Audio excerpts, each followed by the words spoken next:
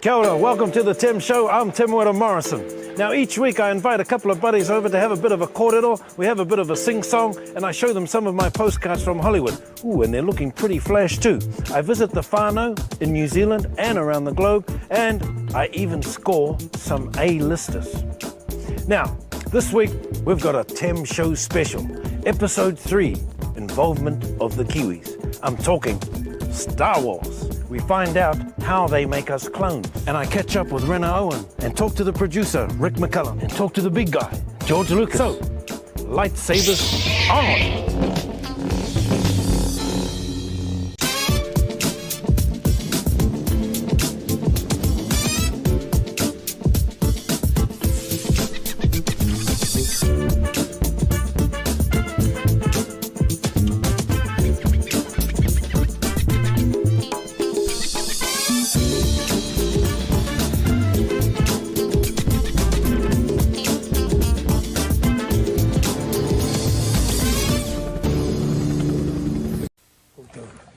I've been away for 7 months, hard out filming the Book of Boba.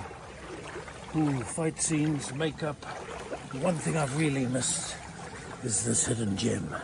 Here in my hometown, Rotorua. The Polynesian spa. Come on, New Zealand, try something new. There are no words.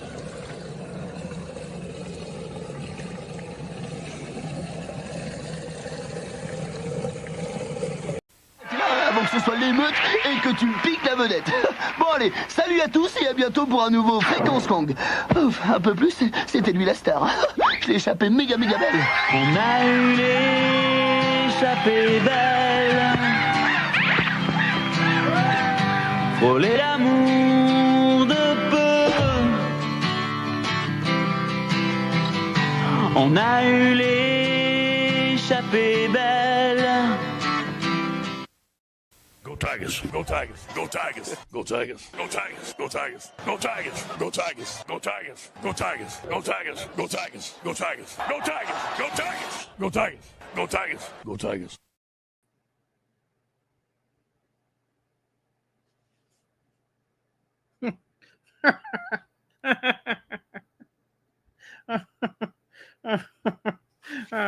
Bullshit. What's up, nerds? It's me. That's right. George Walton Lucas. I snuck into this very humble dower chamber. And I'm here to share with you my secrets to picking the best restaurant if you want to be just like me. I'll tell you what my favorite type of restaurant is. My favorite type of restaurant is a Cheesecake Factory. And second only to anything with a buffet. And I mean anything. Okay, I mean, I'll go to. I mean, I've some of the best. I've been to a strip club with a breakfast buffet. I've been to the Chinese buffets. I've been to if it's a cruise ship. If there is a gas station with a buffet, I'm there. And you know what? I'm gonna sit here. I'm gonna drink this Coke. And you guys watch how much fun I had at San Diego Comic-Con, okay?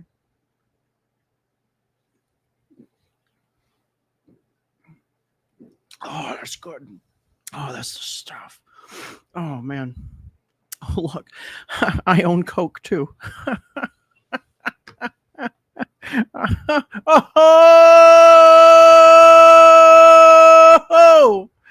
Oh! Woo! That's good. That's good. I made midichlorians up just to fuck with you. That's fine. And it worked. It worked. It worked. What's up? What's it? Writer producer George Lucas thoughts on One Guy, One Jar. Could have used more slapstick. Could have used more. I thought it could have been a little more, vaudeville. If I'm honest. So, yeah. Oh, well, yeah. Listen, Golden Corral. I have shut down at least 10 Golden Corrals in my lifetime.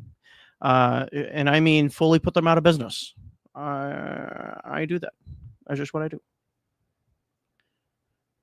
Let me see. What are mini Floridians. I don't know. I think you're having a stroke. Okay. All right. This is great. This is great. Well, listen. Enjoy the show. I'm gonna go buy an udon noodle shop. I'll see you later. Okay. Oh, God.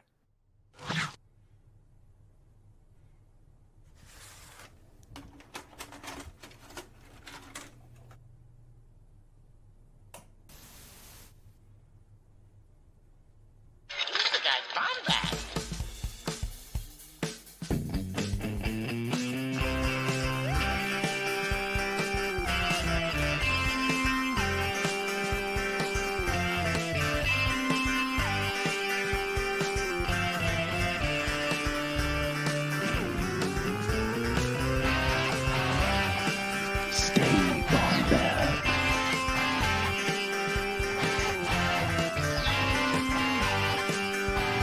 Welcome to the Bombadcast. What's going on, Bombad fam? It's me, Scotty Jarrah. I'm here to stay. I'm super cool. I'm super white. I like to play guitar all night. I got a delay pedal on that shit. I don't know where I'm going with it. I love you. You love me. You and I together should make a baby. Very nice. Work. There's 2 thumbs up. Son of a bitch. Magic. Anyway, what's going on, chat? Hope everyone's doing having a great night tonight. I don't know who that was. That was wild. Looks like we might have some more characters show up at some point. By the way, thank you so much for joining. We have started a new program. The program has to do with joining, of course, what we call the Bombadcast in terms of our YouTube memberships. Very, very affordable. Very affordable. $1 as Bombad General will get you into the chat. You can use our customized emojis and it helps out the show. $2 Bombad Gungan will help unlock a couple other features. And then the third tier, which we're going to start utilizing very, very soon. Jerry and I are in the very early works of looking at some of these things, is what we call Bombad Jedi, which inspired the title of this show, the Bombadcast, Stay Bombad. Anyway, had some fun things in the works. One of the things we've been kicking around is, and it's not with Rip Glorton, but if we all want it to be with Rip Glorton, it would be pretty awesome. But we're gonna end up watching Dinosaur, the movie Dinosaur, for our channel members and our Patreon members. We're trying to figure out how to facilitate this. Rip Glorton may or may not show up. I'm super excited for tonight. We're going to be covering the San Diego Comic-Con appearance of our friend George Walton Lucas, friend of the show, featuring Doug Chain, Guillermo del Toro, Queen Latifah. And yeah, of course, I can't do this alone. I've got to do this with my buddy, the one, the only, Jerry the Cannon Junkie Cable. Wanna have you hear me? I wanna have you hear me say it. Hi, G. Hey, what's up? Nothing much, man. It has rappers on it. They have the rappers on it. What? Do they have rappers on it? Rappers? It's jelly beans. Woke. These are from Easter. These are from Easter. These are I've from been April. I've been doling these little beauties out one at a time. Microdosing, as they call it. Happy to have you here, G. We're gonna have a fun night tonight. Just Jerry and I talking about the San Diego Comic-Con appearance of George Lucas.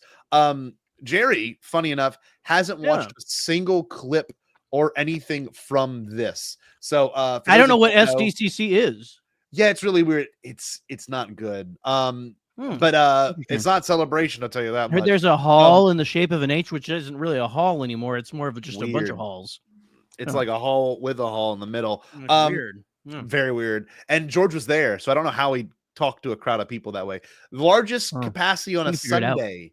Largest capacity is George breaking records. So his first convention appearance that's not a celebration was this one. So pretty exciting stuff on my desk. What the hell? And he's very excited, obviously, in this footage, which is awesome. Because George, you know, we've gotten a lot of different eras of George. We got post Disney George, we got King of the Crystal Skull George. We always talk about. We got post Revenge of the Sith when he was kind of more subdued. We got pre Phantom Menace, which is our favorite era of George. The most exciting, like walks me. That's the happiest. George had a pep in his step, yes, and that at that time that like hasn't been matched ever since. Like yes, you could see him start to realize the gravity of the situation he's in when Yes. he's like the what is it, the cheermeister of the Yes. Rose Parade, whatever Yes. they call it. That was Yeah. 08. So that was the King of the Crystal Skull George. That was the Oh, that that's was what that. pre- Oh, I'm sorry. I was always thought that was pre-Crystal fit. Skull. Okay, that's right. That's right. Crystal Okay. Skull. Okay. Um, okay. But super excited to have people here hanging out with us tonight. We'll be watching some footage, and I have not, Woodsy, seen the 50th Jaws documentary. I need to check that out. I'm I was waiting gonna to say, watch everyone's been all that. saying it's got lots of good George in it. I'm I've heard. excited because it's coming to theaters and it's actually playing in Baton Rouge. So I'm actually going to get my tickets for that It's once this really? live stream's over. Okay. Very excited. But yeah, we're going to be covering the San Diego Comic-Con appearance. Super excited about that. You okay? It talks about. I had a burp. I actually need to get a glass of Oh. wine. I was too Yeah. entertained by George Walton Lucas who showed up. But Oh, we did? yeah, Oh. yeah, it was pretty cool. But no, Whoa. for those that don't know, you can become a member today of the channel, please. We've got some members in the chat right now. Super excited to have a few of y'all for a very affordable price. You can become a member. I know we have a member right here, Buck O'Brien, one of the many members of the Bombad group. And we can add new emojis, so that's pretty cool. That's pretty but awesome. that being said, the best part about this is everyone was covering it like last week, which is cool. They're jumping on the hot button topic. We're not even gonna talk about Gina Carina tonight. We're not even gonna talk about Janina Carrata? Janina Carina. Gina Carbonara? I like that. But no, we're not even talking about the hot button topics because Bombadcast takes our time. Yes, the Joe Agana emoji. Joe. Joe. Joe. Joe. Joe, Joe. did it, Joe.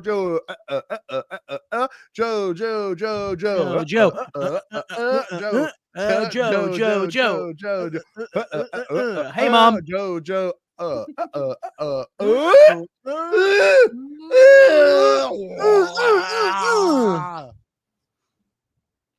So George Walton Lucas Yeah, he was on stopped San by Diego Comic-Con. San Diego way. Yes, he stopped by the show earlier too. It was really weird. So You know what we're this gonna show needs? I'm sorry. Can I stop us for a second? And listen, I want to just completely derail the whole fucking thing. Okay. You know what this show needs? A bird puppet. I'm gonna go get a glass of wine, and I'll let you do 2 minutes on that. So have fun. This is on you. This is on me. This is on me. This is on me. Yeah. Well, it's kind of a thing that I am talking really long and Russian cat.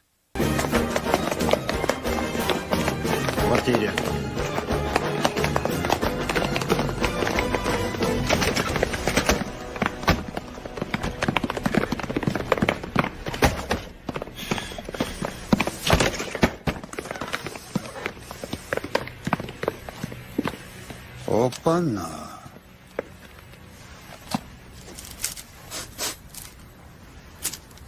Товарищ Сидоров!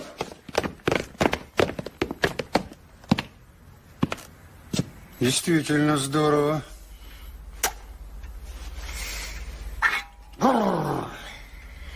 Исключительно чистая работа. Не шалю, никого не трогаю, подчиняю примус. И еще считаю долгом предупредить, что кот древнее и неприкосновенное животное. Ну, с неприкосновенный чревовещательный кот. Пожалуйте-ка сюда.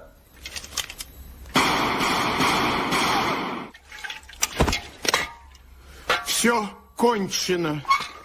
Берите его. Ноги, товарищ командир. Единственное, что может спасти смерть. And that is why we should have a bird puppet on the show. All right, let's check this out. So this is the footage that was completely uploaded by the Lucasfilm of Narrative, or the Lucas Museum of Narrative Art. The and- nerded art. What? Sorry, please continue. Are you gonna do this the whole night? I'm just asking. No. For a No, friend. I'm sorry. Yeah? I'm sorry. No. You want us to cover this? I'm just asking. Yes. Yes, I do. Yes, I do. I'm sorry. Okay. Anyway, so this is the actual upload from the Lucas Narrative Art, the Lucas Museum of Narrative Art video.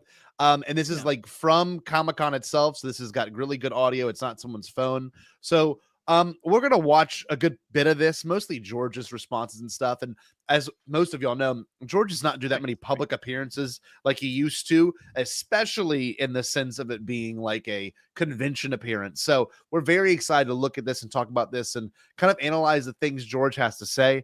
Honestly, it's great, and I'm glad you waited, Buck. It's really good. We're gonna break down a lot of what he says. He talks a lot about mythology. I've got my Campbell book right here I was reading earlier. So like he goes into like the importance of narrative art and looking at the mythology. And like he has like some of the original cave paintings in his museum that inspired a lot of, what we understand as narrative art. So like it's a great watch. I have not watched this quality version of it. I watched someone's phone on a tripod version of it. So the fact that we got this is amazing. And Queen Latifah, it was the moderator. For those that don't know, Queen Latifah, Melody Hobson, George's wife, are like really good friends, and there's always photos of them hanging out and doing stuff. So Queen Latifah kind of engages George, which is really nice on a different level, because Queen Latifah is the one that has heard George talk about this before. So like there's some really cool anecdotes that are in here that I love. And yeah, no, y'all are going to really enjoy this. Without further ado, let's watch this whole thing, and we'll pause and commentate on it, and talk about how handsome and sexy George is. I don't think there's any copyright to this, but I guess we'll see. Here we go. Well, we're about to find out. Yeah, you'll find out first. Yeah. There she is. She hasn't aged a day since like 2000. Not at all. Like legitimately. What's the movie where she's told that she's got like 40 days to live? I watched that when I was like, I was 9, and I was like, this is the greatest movie ever. Can you hear me? Let me look this up. Hold on. I was gonna say I don't remember that one. I remember, isn't there one where she was a taxi driver too, or something like an action comedy? I don't. Maybe. Can you hear me? Let's see. Hold on. Right. The movie's called Last Thank Holiday. You so much. Is that it? And welcome to Yes. the main 2006. event. I was 11, and I saw this in theaters. I don't know what.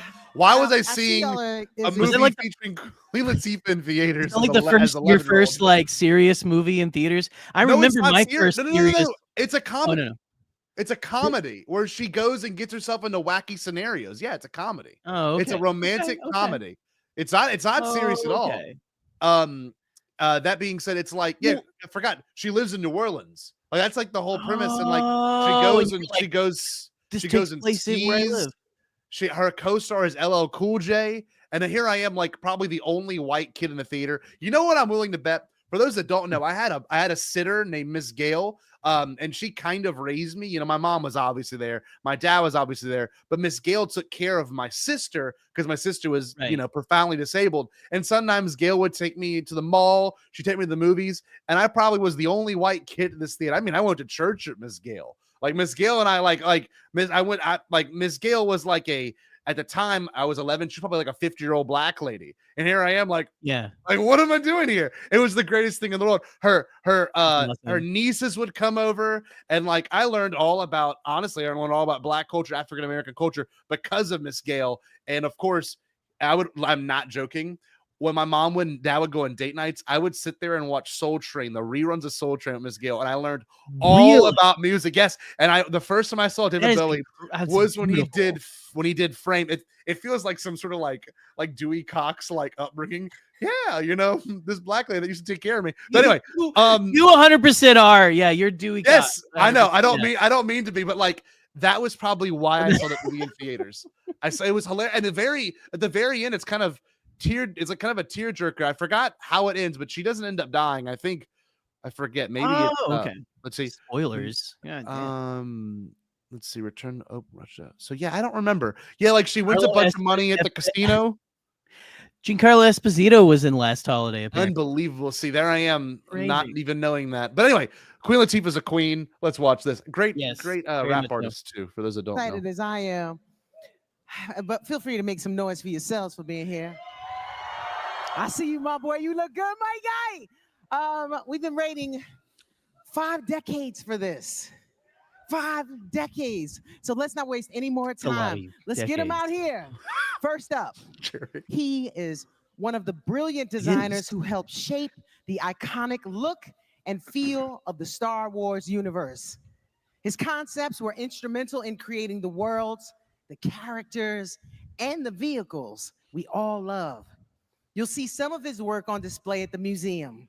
Put your hands together for Academy Award-winning artist and production designer, Doug Chen. Clap, clap, clap, Come clap, clap, on. clap, clap, clap, clap. Let's hear it. Hey, channel members, let's clap. Come on, let's get some Doug, Clap, clap, some clap, Doug clap, love. clap, clap, clap, clap. Doug. Doug. Next up, one Here of we the most beloved filmmakers of our time. He's written and directed some of our favorite dark fantasies. Films including Pan's Labyrinth and The Shape of Water. He's the visionary bringing back Frankenstein to life later this year. And he's one of the museum's incredible board members. So please, Imagine give the it other up board for members. three-time Oscar winner. If you're one of your board members, is Guillermo del Toro. Clap, clap, clap, clap, clap, clap, clap. Yes, Guillermo! Guillermo! That's my boy! He loves he's- monsters almost as much as I do. No, he loves them more. He loves them more. He was also in Always Sunny in Philadelphia. Is he really? Yes, he plays a McFoyle. I love him. Look at him. Here we go. Hola! Hola! ¿Cómo estás? Yo a ti. Ah, he loves you too. Now, few creators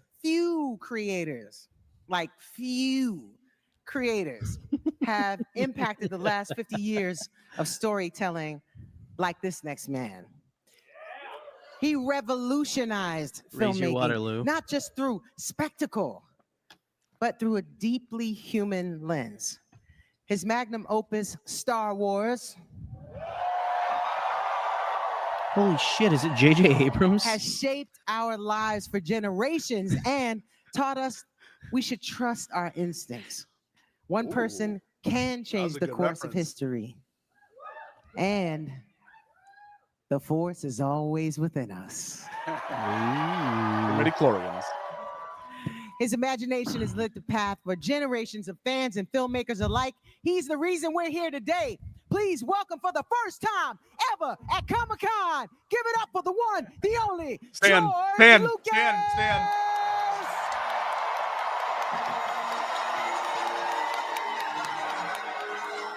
Throw your lightsabers in the air. Put them up. Put them up.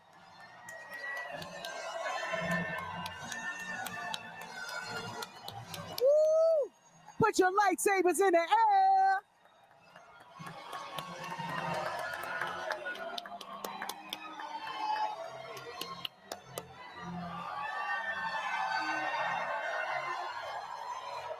Have a seat, gentlemen. Come on.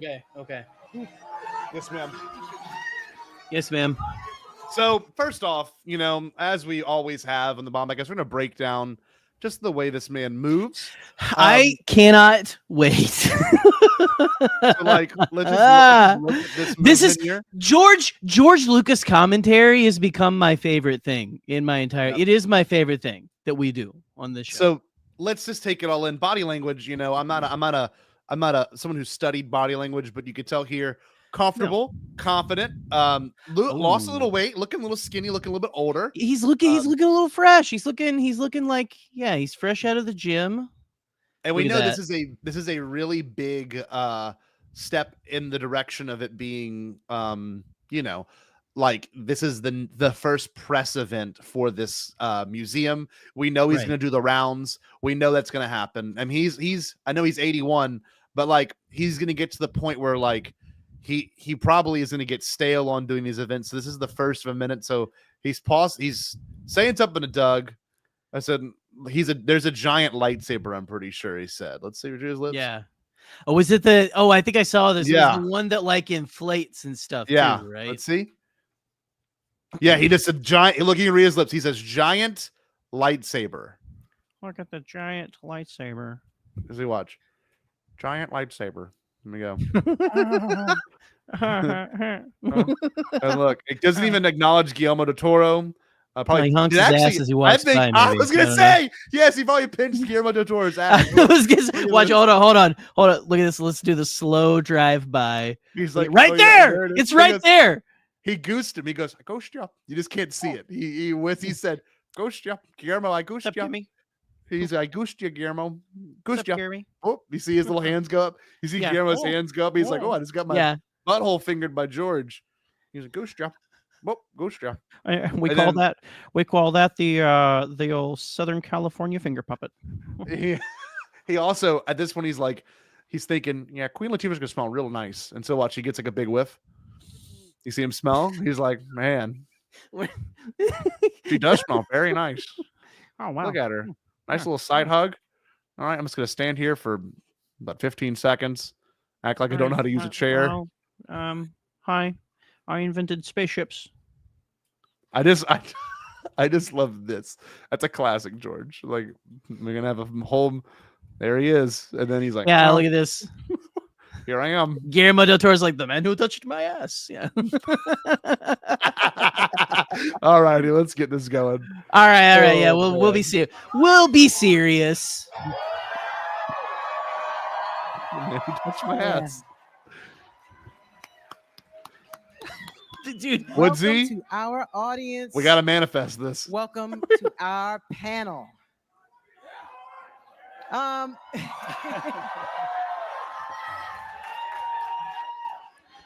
Sorry, what does 50 years of love sound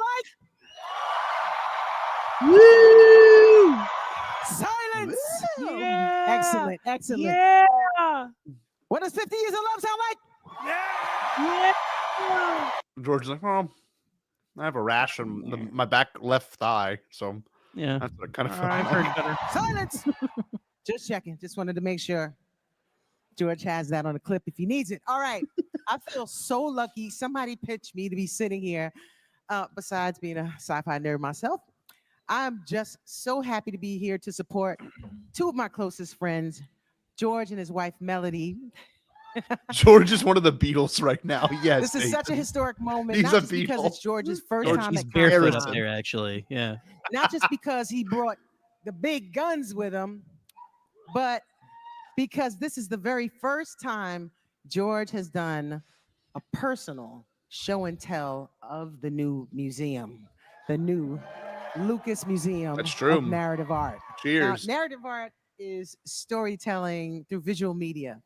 Cave paintings, comic books, graffiti, illustrations tell us a story. They evoke emotion in a way that goes beyond words, whether it's a $5 sketch or, off the street or a $5 million painting at the Met.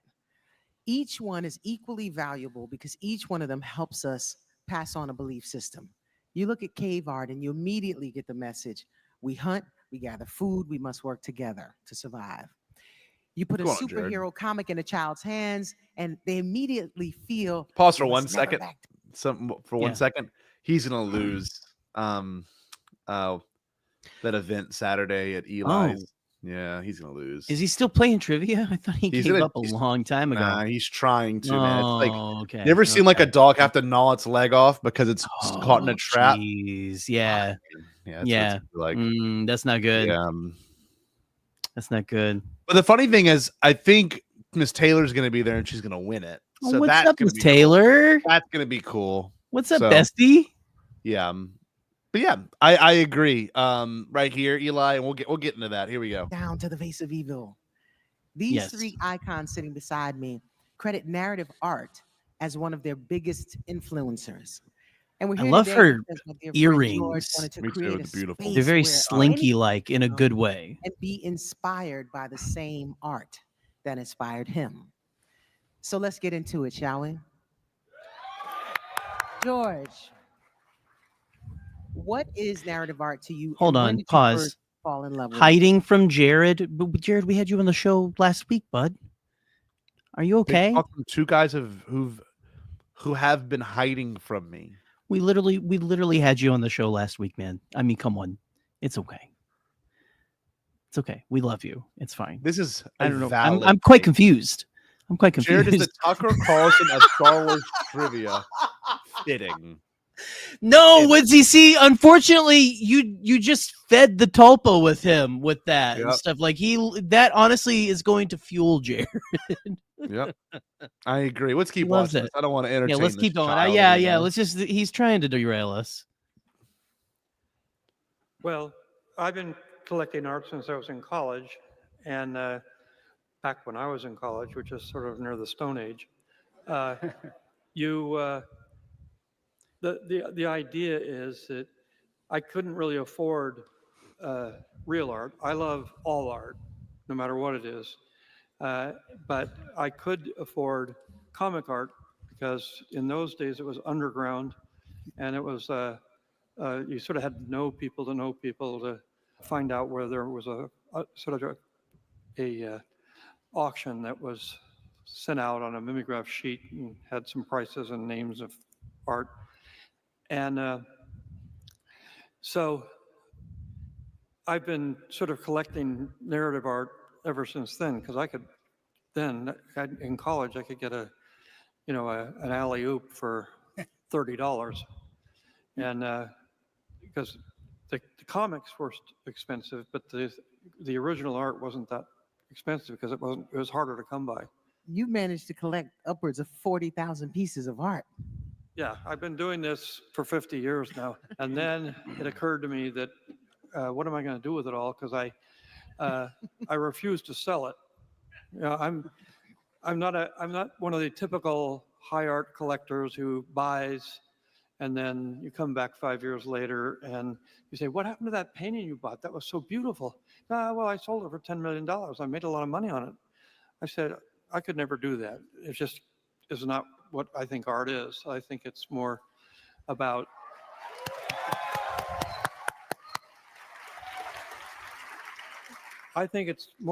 a connection, an emotional connection with the work, not how much it cost or what celebrity did it or whatever. It's more a personal thing. And I don't think it's anything that anybody else can tell you. That's art, that's not art. It doesn't work that way. If you have an emotional connection, then it's art. If you don't, then just move on to the next painting.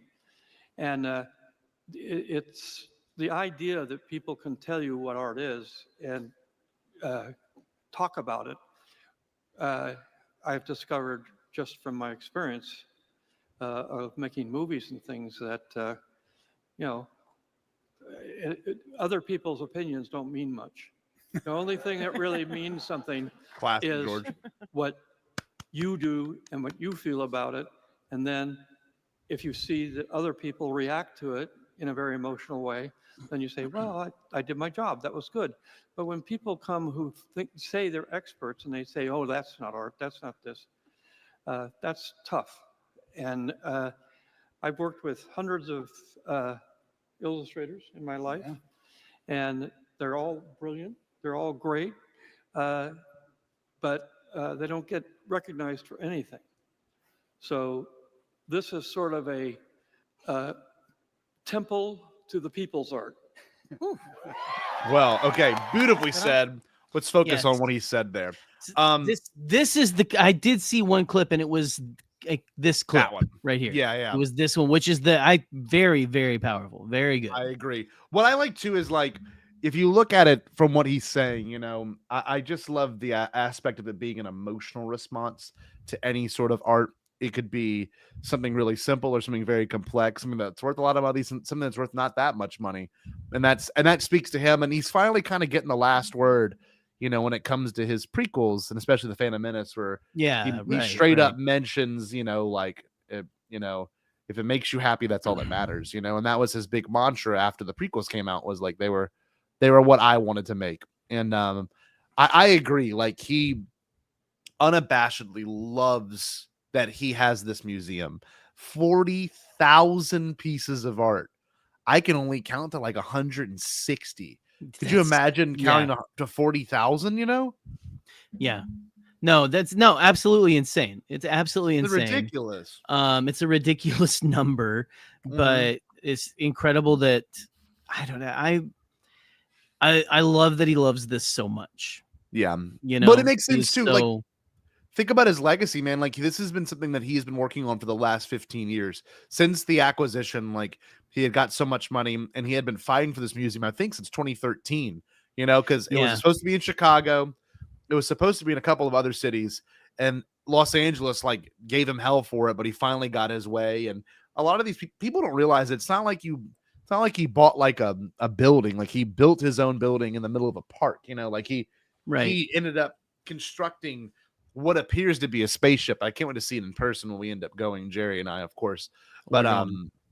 and that's the thing too. It's like I love that George is able to kind of finally, this is everyone, magnum opus is, Star Wars. His magnum opus is Industrial Light and Magic. His magnum opus is helping design Pixar, making the edit droid, creating, all these different modes of telling stories. But this to me is the final word. This is, I got to tell my stories. I got to help other people tell those stories. But now here is a foundation in an area in which our stories can just exist and you can visit it. This is his legacy. This will live on longer than he does. Here is a place that George has always wanted to inspire the coming generations, the next generation, for decades and centuries to come. And in doing this place will inspire people. It will inspire kids to pursue art, to pursue not even just filmmaking, just like he's saying, like any kind of art, to like do something creative and something that makes them happy, so that it makes them feel something. Yes. And that's beautiful. That's what he's always wanted to do that with, like with Star Wars. He was wanting to, like pass on, morals to the next generation and stuff like that. But just like George is always looking to the future. We always know he is always looking ahead and trying to make the world. He's trying to leave the world a better place than he came into it. He's 81, man. I mean, I hate to say it, but our time now is limited with someone that We're we love. very, Lucky. it's very thin now, unfortunately. Yeah. And that's part of it. And, his voice doesn't waver that much. He speaks with confidence. He knows what he wants to say. He's still all there. Sharp. Yeah. He's very sharp. He gives a shit. And I just love being able to watch this now and, take this in with him at this age and to see how much he's gone through. And obviously Jerry and I are giant fans of his work, but I think honestly, we're more fans of the person and who influenced the person and what influenced the person, Right. Just the man himself is an enigma, but also just like a kind, wonderful human being, so far as we know. I mean, like, yeah, of course. As far as I know, you ain't gonna find George Lucas's name on the Epstein list. I knew you were gonna, I knew it because I was thinking it too. But I agree. It was like Lord willing, he's not. He didn't go down there. I mean, Anyway, yeah. I just know whenever I see this, I really get excited knowing what's to come. And like, as much as I'm excited for Mando and Grogu, as much as I'm excited for Starfighter and all these other projects, Ahsoka season 2, to get like one last George thing that's just inherently George, that is, on that same, echelon as Star Wars and American Graffiti. Yes. CHS 1138 and all of his other works, like the fact that we get to go to a museum now and like actually walk through the collection and mind of George Lucas, because it's not just the idea that he is able to have a museum, it's what is he displaying? Like, why would George display this? What about it makes me want to read it and analyze it, right? So like, that's the big thing, is like, this was curated and picked by George Lucas. Every piece in here was part of his collection. And that must mean a lot. You know what I mean? Like this, he had a connection with some of this stuff. And let's see what else he has to say. Here we go. Talking about Temple to the People's Art. Guillermo, you have some feelings about narrative art as well. Well, yeah, I mean, I think the duty of art is twofold: is to hint at a mystery and provide eloquence and emotion. And I think that when you have those two things and you realize that there is, once photography enters the picture, a lot of the art that is figurative starts to be looked frowned upon a lot more historically. And yet you realize that it is an art that captures a moment and an emotion for many, many people, that is always able to express um, things that are not just propaganda once it's liberated from church and state. And particularly, many of the pieces we have that celebrate freedom or anarchy, I mean, Crazy Cat, certainly. Comics were the first one to punch Nazis before movies. You know, EC Comics Didn't really had think about that. a lot of social conscience before or at the same time than movies and so forth. And you have graffiti, you have many of the popular mimeograph forms of art that do that. They are not dominated. And the museum, what is important for me or what is magical, is not a man and his collection, it's a lineage of images. A lineage of images that have been spoken, and we as storytellers and visual storytellers, we have that vocabulary to see where that thing came from, the etymology of that image. And when you think about that, you know, Noam Chomsky said, the limit of your language is the limit of your universe. If you cannot name something, you cannot own it. The same is true for images. And what is amazing about this collection, it will give you step by step how a form of expression came to inform what we are today. Because we are in a critical moment in which one of the things they like to disappear is the past. There you go. You know, and this is memorializing a popular, vociferous, expressive, and eloquent moment in our visual past that belongs to all of us, and the museum celebrates this. And you've compared, yeah. I You've love compared Guillermo narrative del art to rock Toro. and roll. I do like that too. The idea of like, you know, this is where we come from.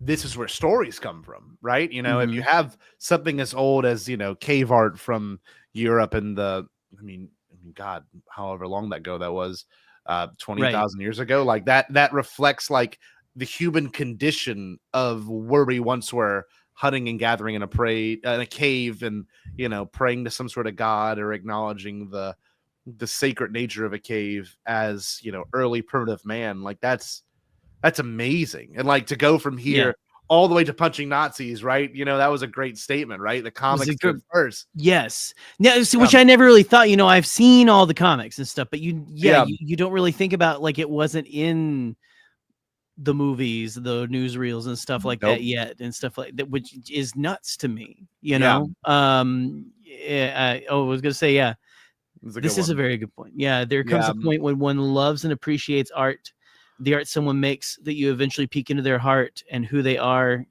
and he's thankfully shown his process so clearly and his influences. Everything throughout. And I also agree with Brian, you know, in particular, let's pray that there's a celebration charter bus that I would pay like $300 for that night ticket just to go there and be with Star Wars fans. Me and Brian are going to be on the front seat of that bus or something. That's right. You know? That's right. And I agree too, Jared. You know, it's crucial for us because we are fans of what he's done, but most importantly for other people too that may have not seen the Star Wars. And hopefully there's, you know, maybe free admission to kids and stuff like that. We'll see whenever all those things come out about the museum, but like there's a place kids will go on tour and be able to see, you know, the land speeder and stuff like that for the first time, but they'll also see their first Rockwell, or they'll see cave art for the first time. I've never had the privilege to see. He's got some Norman Rockwell in there, he's saying? Yes. Oh man. Okay. Listen, he'll talk about he has. Say what I was gonna say what you will about I like a good Norman Rockwell every now and then, man. The guy has some fantastic work. Yeah. Anyway. Yes. Cool. Yeah. How so? Well, if you have every institution, if you look for illustration museum or illustrated narrative art museums, they're tiny places here and there. The declaration of principle that the size, scope, and majesty of this building say is basically this exists as an art form, you know, and it changes so minutely. Everybody here can argue who inks Jack Kirby better. You know, Simon and Kirby or Royer and Kirby, and it changes. That's how much is important. The size of the building is a temple that says this is an important thing. This is declared an art. Imagine for a moment that all we had was classical music and non-melodic music, and rock and roll had never been enshrined in a proper way as an art form. This is what this is doing. Wow. He's saying this is Damn. rock and roll, and it needs to be enshrined. That's sick. Look at George clap. That was good. George, Good job, Guillermo. yeah. I like rock and roll. Yeah. I like rock. I love the Beatles. No, Yeah. I agree with that though. Like to Watch the Tom acknowledge Petty and the that Heartbreakers. that no matter what the art is, it's still art. You know, especially comic book art, which is incredible. art, Right. But it's always Well- been seen as second rate. You know what I mean? It's always lesser. It's always been like, oh, that's for Um, kids. That's for this. It's yep. for that. It is. There is man. Yeah. It's incredible to have that expressed in such an eloquent way. Yeah, I say what I they're agree. doing here, and that we're gonna have this like physical location to go and a temple, like they're saying, Mhm. to It's go and incredible. just like take it in. Worship. Yeah. I landed at LAX the other day, which is LA's airport, and you're able to actually see this temple from the sky. Whoa. Unbelievable. But we'll talk about that later. I was just blown away. Doug, I would like to ask you about, because you have a very, very interesting viewpoint on how narrative art has impacted your life. Yeah. Can you speak to that? Absolutely. No, thank you so much. I mean, I feel so incredibly honored to be here to celebrate narrative art. What's amazing, and I haven't shared this before, but I grew up loving comic books, and that's how I fell in love with art. And it's one of those things where it was surprising because growing up as a kid in Michigan, you know, art, narrative art, comic book art, magazine illustrations were kind of looked down upon, and it was kind of sad. But it was a way for me to enjoy art, and it invited me to discover more about art. And what I love about what George and Melody are doing in creating this museum is that it's celebrating and acknowledging and giving respect to an art form that has really, you know, haven't been highlighted before. I mean, I think it's really time to celebrate the artists who have, you know, committed their whole careers to creating this, because it is really hard. And what's terrific for me is that, you know, as an aspiring artist when I was young, I wanted to draw. And this gave me a portal into this world to discover more about it. And what's wonderful about the museum is that it describes all the variety of forms of narrative art. You have Charles Schultz Peanuts, you have Winsor McKay, you have heavy metal magazines, then you have Norman Rockwell. Wow. and Frank- Have heavy metal magazines. That's sick. That's all the That's you know, the big the titted very blonde. Yeah, I was gonna Yes. say the very rock and roll, like Yes. Guillermo was talking about just a second ago. That's Yeah. sick. No, one thing I will say Indeed. too is I love that he mentioned Melody Hobson, which is George's wife, obviously. The fact that like she's also heavily involved in this actual project, and you know the museum itself is Right. awesome. And people Because forget like she's very big in the art world, correct? Yes, Like she's big. deep She's into that. in business. She's a big Yeah. business person. But one thing too, I'll acknowledge, like I love that Doug, people often forget this, but Doug's the vice president of Lucasfilm. He is second That's in command. insane. And so like Yeah. people forget like VP, and he's like executive creative, you know, leader. Like people look at Doug, you're like, oh yeah, he worked on the prequels. Like, nope. Like he is literally the vice president up of there. the company. Like he is, you know, head honcho. And yeah, no, I love hearing him talk. He's always been so eloquent, and I know George loves him, and like Guillermo del Toro. It's kind of cool to see them two together. I don't know if they ever worked on Yeah. anything together, but it's awesome. It's an interesting combination. I'm sorry, I'm distracted by George. It looks like he's transfixed upon the person dressed as the giant lightsaber right What here is or that? something. Whose hilt is that? Wow. Rosetta and Mobius. Did I make that one? Those are all different avenues for a kid to enjoy art and to entice him to come in. One of the things that I found kind of sad, though, was that, you know, when I was growing up, comic book art wasn't taken seriously. It was always diminished. It was kind of like, okay, Doug, you'll outgrow that someday. And I'm so glad I didn't.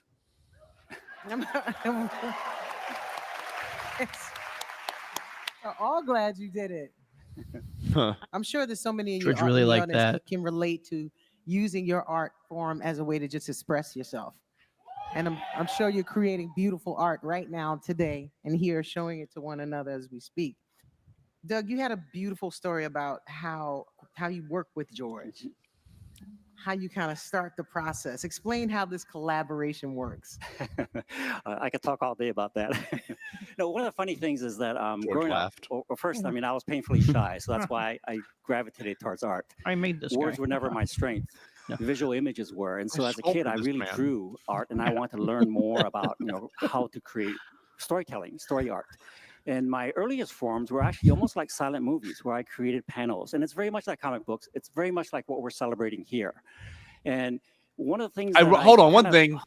They didn't have to, but they stuck to the comic book theme for all of this. Like, we know Comic-Con is so much more than comics now. Oh yeah. Oh yeah. It's just it's pop culture, it's life. But like the fact that Doug and George are both like, comic, like they not even Guillermo del Toro, they have not failed to mention comic books. It's just I know it's. Well, it's just like they don't probably get to talk about that as much in a public setting too, as they have to about like Star Wars and stuff like that. See, and that's my thing. Like, it's gonna be nice to see George talk about something other than Star Wars. And like, as happy as I am excited, here if George mentioned midichlorians again, I mean, I'd be frothing at the mouth, like an animal. I'll be doing this. I'll be going. I'll just be going crazy. But that being said, to hear him talk about, what art means to him, not just his own art, is so spectacular, right? But yeah, let's keep this thing going. Yeah.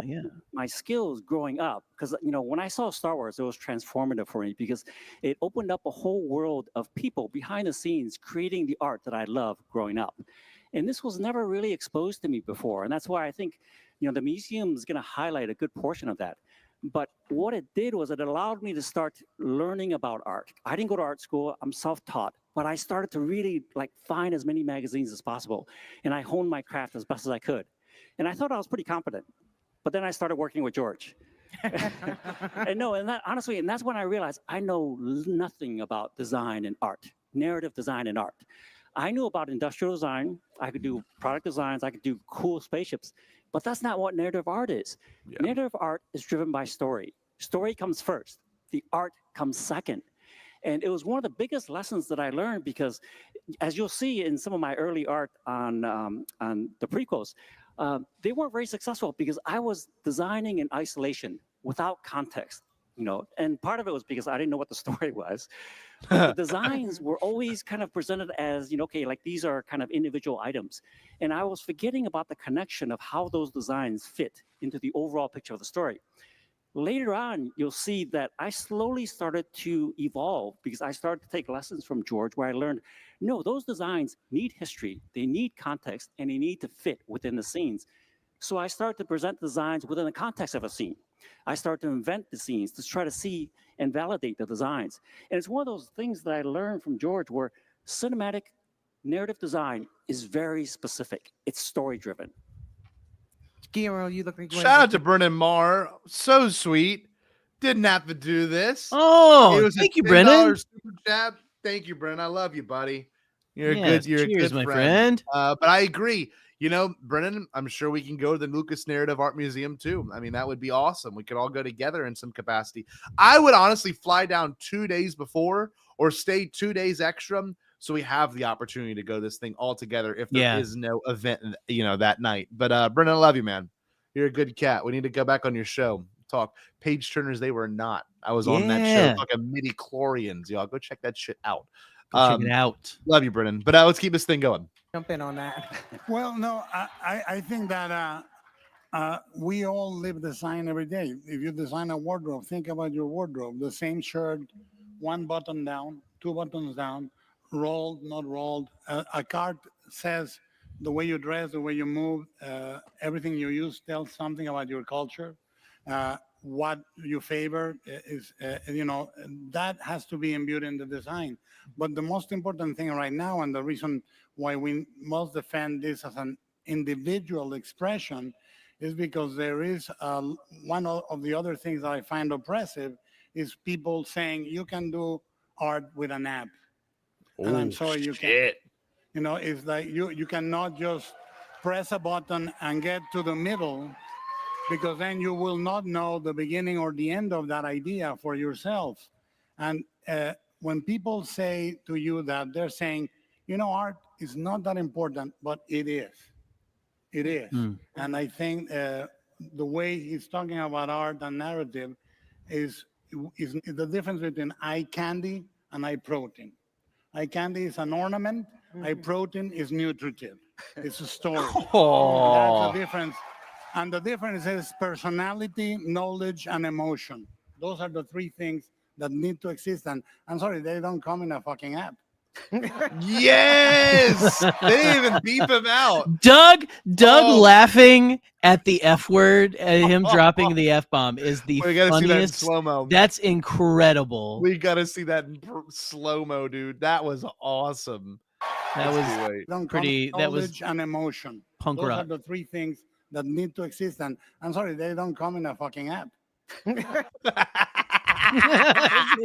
It's funny because you gotta think Doug as a executive, in Lucasfilm, probably can't give his commentary on AI art, Yeah, and the right. fact that he can acknowledge it. Look at that big ass smile. He's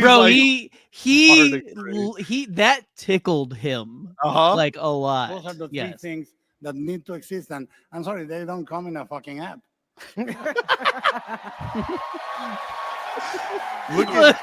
Look at George. Was like, well, because I you want wonder to hear how me say? George- You all want to hear me say "fuck," don't you?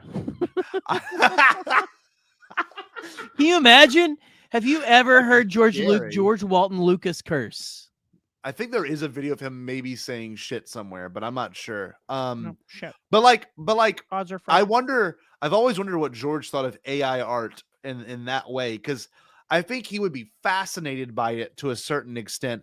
I don't know if he would condone the creation of it. I like to think he would, but George is also a technology guy. He might think it's pretty sick. I'm playing Right. devil's advocate, but you kind of have to in a situation like this, Yeah. Let me turn my AC down. I'm getting I mean, I think that George is, I don't know, man. He's all about technology, but he is also more about the story. He's more about the emotion and stuff like that, Yeah.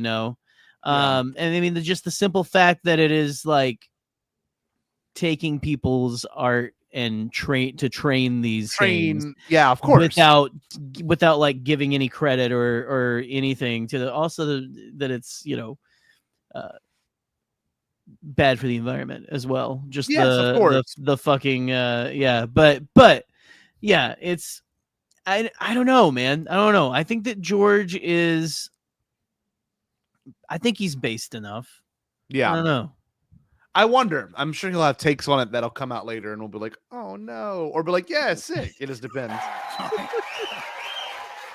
Anything you'd like I to made an add, entire George? film with AI.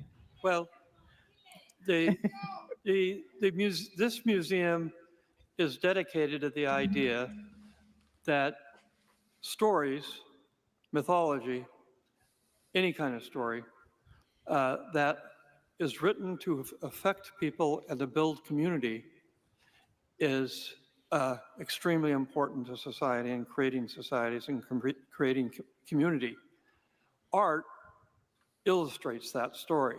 Damn. And that's the right hand of building a community. Is you need the art to make it seem real. Even back, whether it's the Renaissance or the Stone Age, you'll always have a story that people believe. It's mythology. It's not really true, but people believe it, and it binds them together with a common belief system. A George word, binds. I love it. He wrote that Yoda monologue now. Common belief system is really important. And what we're doing here with the museum is to try to make people aware of the mythology that we live by, and at the same time, let them have an emotional experience looking at art that does tell the modern mythology. And as Doug pointed out, it's a more of an exact science than people think it is. And it's a way, the art part of it is a way of making it really accessible to people and make it so they believe it. I've heard. Well, unbelievably well said, especially with the mythology of it all. You know, like, Oh yes. it's a hard thing to explain when you teach kids, like, you know, mythology. You know, they're so, at least where I work. You know, I work at a Catholic school, and I love where I work. But like, they study Greek mythology in their, you know, ELA classes and stuff like that, and it's awesome. But like, they strictly see it as this, like, well, this isn't real. You know what I mean? Like, in the sense of like, this is mythology. And of course, being a Catholic school, we like, know you see them, what's real. Yeah. yeah. And of course, you have the we know it's real, like with their Catholic belief. And like, you just want to shake these parents and these kids, unfortunately. Like, you know, like, it's not about if it's real or fake. It's how it makes you feel. And that's what George is saying. It has nothing to do if anything is real or fake. What if you look at a piece of art and that's your real response, you know? That's an amazing thing. It's important to have, right? That's the whole point of mythology. It's to make you feel grounded and more real. And I don't know, to me, that's just crucial. Like, I have a hard time separating faith from mythology, but I'm sorry, religion from mythology. Your faith is something entirely different. But like, I mean, I've been reading this book about, literally, it's called Joseph Campbell's Primitive Mythology, The Mask of God. So it's like the very first in the series of his volumes. He's got Oriental mythology, Occidental mythology, and creative mythology. Like, this right here is the one that I love the most, because it's all about, like, how did we get here? Like, what is the path in which we took to understand that we developed what we called mythology? And I agree, mythology is humanity. Right. Mythology is what we look at when it comes to, you know, how we relate to things. And when you get dogmatic and you say, no, this is it, that's the problem, unfortunately. And I'll say this, and someone who loves canon and someone else who loves canon and Star Wars, like, it's not so much about the canon, it's about how this motif makes you feel in terms of story and what this is. And like, so I've also been reading this is kind of weirdly like Buddhist propaganda, but it's still got some incredible quotes. I mean, I bought this from some random guy at the St. Louis airport. Like, this was not, and then this is no different than when people sell, you know, Bibles door to door. But like, reading it still, I can look past the Buddhist propaganda and really read it for what it is, in terms of it being something about mythology. You know, I understand that. And I think if most people went into art or went into narrative storytelling, they could then understand that it's so much more than just like the lore of it all. It's all about the mythology of it all. It's all about how it makes you feel. How do you interpret this? What is the motif you find in yourself? What is the archetype in which you find yourself in? That's an incredible thing. And if you can liberate yourself and give yourself that opportunity, you will feel free. I mean, you know, like, I know you experience that shit all the time. You were devout. You were a devout person. And the word is what made you devout. But also, you analyzed the word for what it was and what it's supposed to represent. You did not analyze the word for it being the whole solid truth, unlike people in your congregation, which I'm sure you can speak to if you wanted to. Right. Well, I mean, I was at the time, I don't know, back when I was in that world, like, that was the only truth, you know? But the importance of it to me wasn't ever like, there's this saying, and it's a sentiment that is put forth by, I believe, the Apostle Paul, and it is that it's the spirit of the law, not the letter of the law. I might be getting it.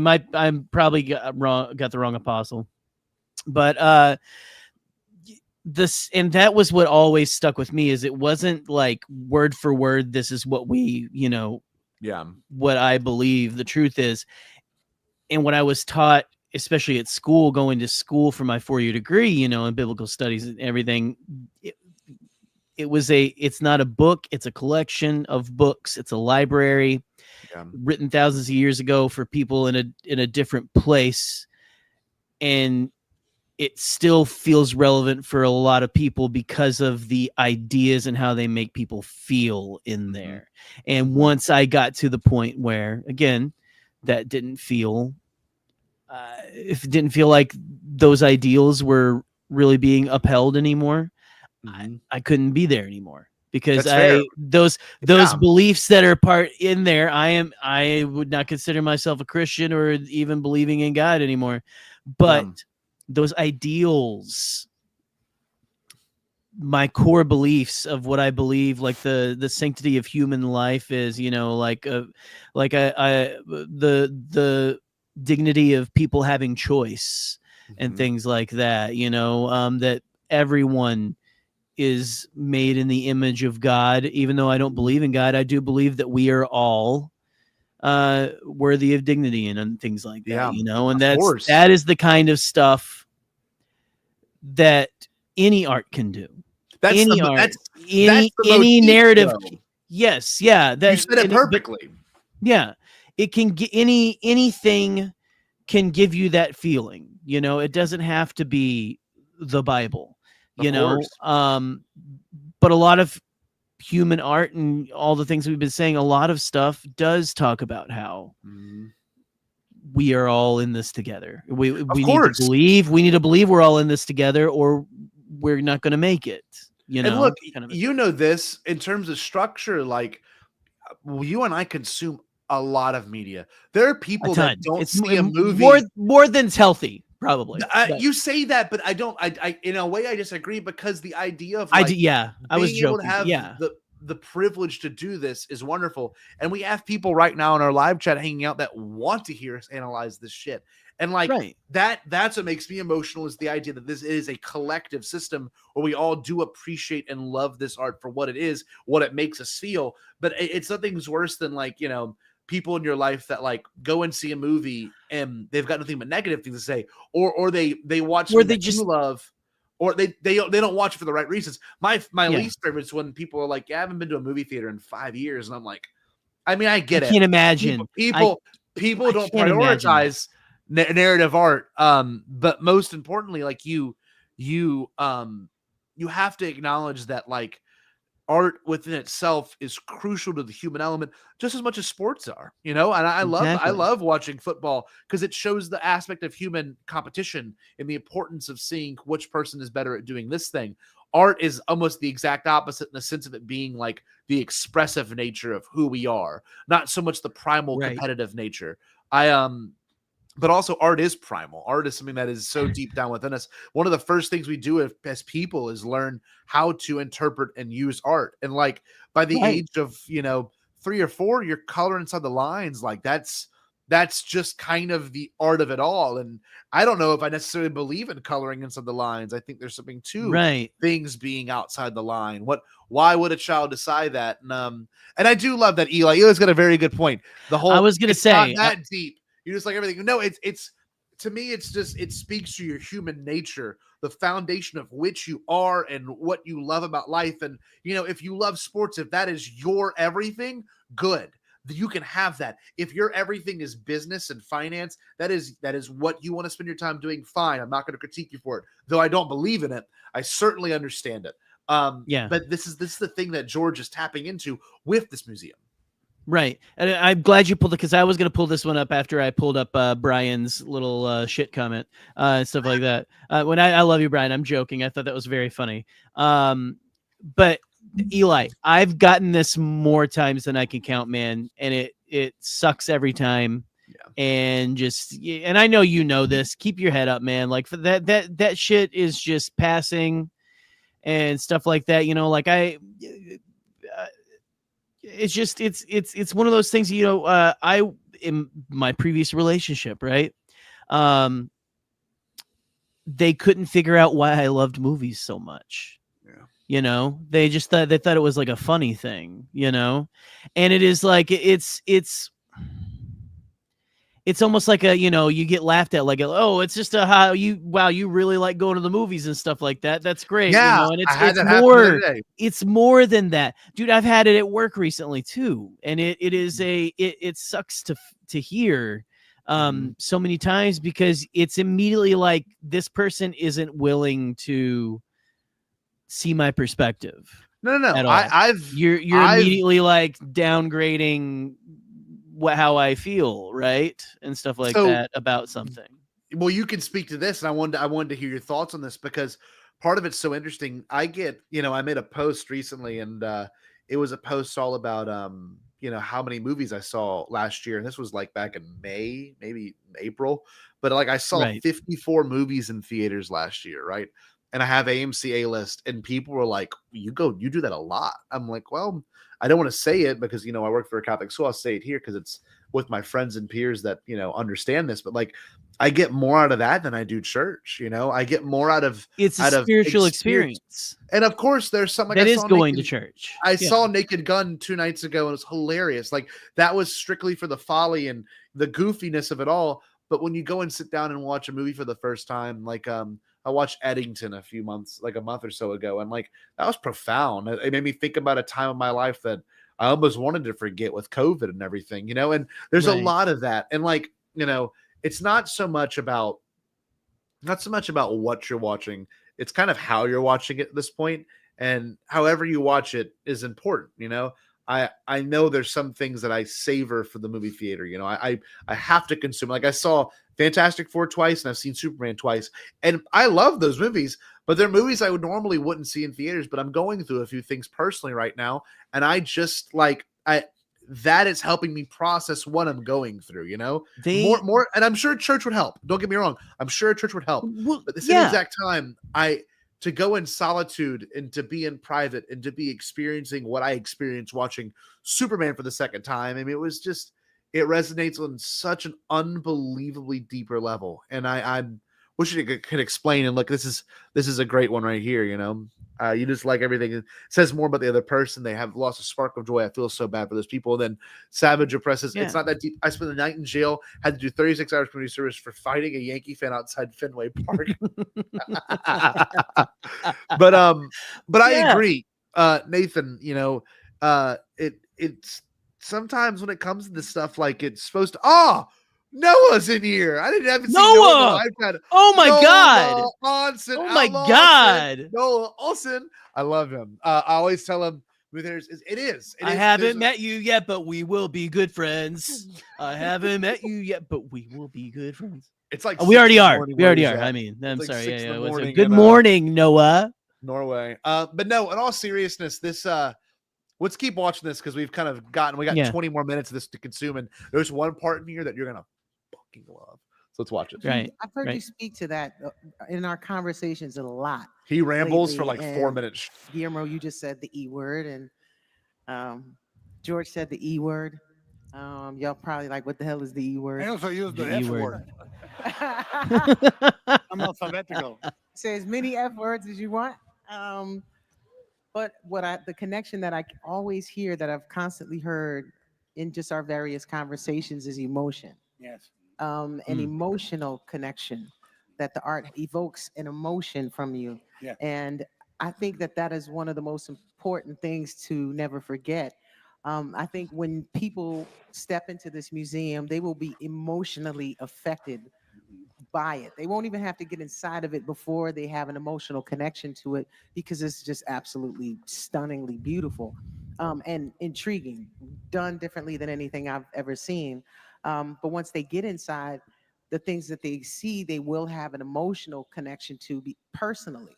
And which to me, I think will endear everyone in this audience. So please make it your business to get to Los Angeles to check out the Lucas Museum of Narrative Art.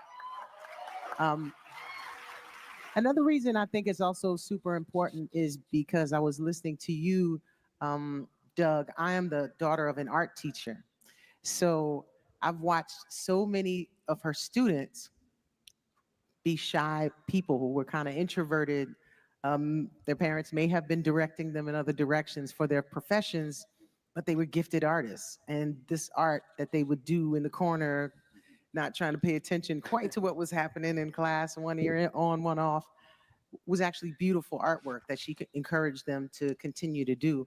And they were gifted, very, very gifted, and just needed that to be developed. And so, I'm glad you didn't go become the engineer, doctor you were supposed to be. And you built us worlds instead. Thank you. No, thank you. Let me tell you again some of the things that are actually found inside the So museum. there's a misconception going around. I don't want to. I can literally prove this. they talk about Anakin Skywalker's ship. I think that was a misnaming. I think she couldn't read Pod Racer, because when I went to Disney World in 2021, there was Anakin's Pod Racer, and it says on loan from the Lucas Narrative Art Museum. This is back in 2021. So Ooh, I okay, think they say Anakin Skywalker ship. There could be an N1 starfighter. I would like to see one, of course. Who wouldn't? Right. But I think it is his Pod Racer.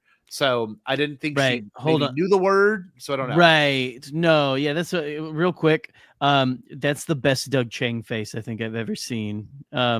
Yeah, it's pretty good. Yeah, that's pretty great. But I agree. You know, you got to credit your teachers. We all got somewhere because Right. of teachers. You know, I mean, I think that's an important thing to acknowledge, and they should get free admission. Let's keep watching this. Yes. Very first. And their friends and co-hosts. Flash Gordon. Very first character drawing from Flash And Gordon Sons. from 1934.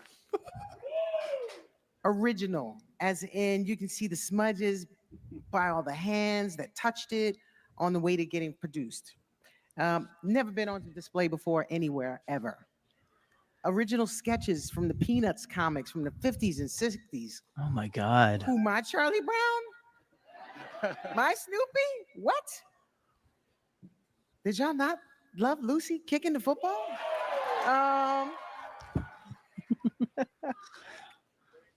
Exactly. Come on, the Great Pumpkin.